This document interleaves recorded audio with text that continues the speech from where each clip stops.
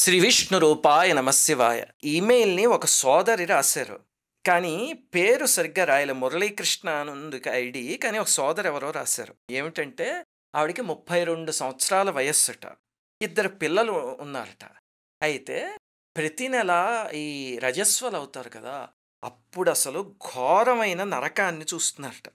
మొహం అంతా పింపుల్స్ వచ్చేసి డిప్రెషన్‌లోకి వెళ్ళిపోయి అదొక రకమైన భయంతో, కృంగుబాటుతో చాలా దారుణంగా ఉండేదట. ఎన్ని హాస్పిటల్స్ తిరిగినా సరే మామూలు అవ్వలేదట. అంటే మానవ ప్రయత్నం అంతా చేశారిక్కడ. ఇప్పుడు భగవంతుడి సహాయం అవసరం. నేను గతంలో రామనాథపుర అని ఒక ఆలయం గురించి చెప్పానక్కడ.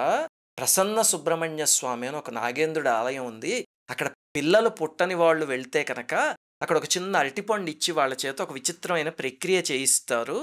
అలాగనే చర్మానికి సంబంధించిన వ్యాధుల వాళ్ళు కూడా వెళ్తూ ఉంటారు అని చెప్పాను కదా మీకు గతంలో. షష్ఠి రోజు అక్కడికి బోలెడంతమంది జనం వస్తారు అని. ఆ వీడియో చూసి అక్కడికి వెళ్ళిన వాళ్ళు గర్భవతులైన వాళ్ళు ఉన్నారు. అది నాగేంద్రుడి అనుగ్రహం. స్వామి తలుచుకుంటే ఎంతసేపు. అలాగే ఈ సోదరు రాస్తున్నారు. ఆ వీడియో చూసి మొహం నిండా మొటిమలు వస్తున్నాయి కదా! ఆ సమస్య కోసం అక్కడికి వెళ్ళారట. వెళ్ళి అక్కడ స్వామి ముందు కూర్చుని ఏడ్చారట. గుర్తుపెట్టుకోండి. ఎదురింటి వాళ్ళ దగ్గర, పక్కింటి వాళ్ళ దగ్గర ఏడవకండి. వాళ్ళెవ్వరూ మన కష్టాన్ని ఆర్చేవాళ్ళు కాదు, తీర్చేవాళ్ళు కాదు. బాధొస్తే భగవంతుడి ముందు మనస్ఫూర్తిగా ఏడవండి. ఈ సోదరి అలా ఏడ్చారట. విచిత్రం ఏమిటంటే అక్కడికి నుంచి వెనక్కొచ్చిన దగ్గర నుంచి ఆ సమస్య సాల్వ్ అయిపోయిందండి. ఇప్పుడు రావట్లేదు అన్నారు. ఎంత ఆనందకరమైన విషయం. ఆ సోదరి కృతజ్ఞతలు చెప్తున్నారు కానీ ఇందులో యాక్చువల్‌గా చెప్పాలంటే నేను చేసింది ఏమీ లేదు. నేనేమన్నా డాక్టర్‌నే చేయడానికి.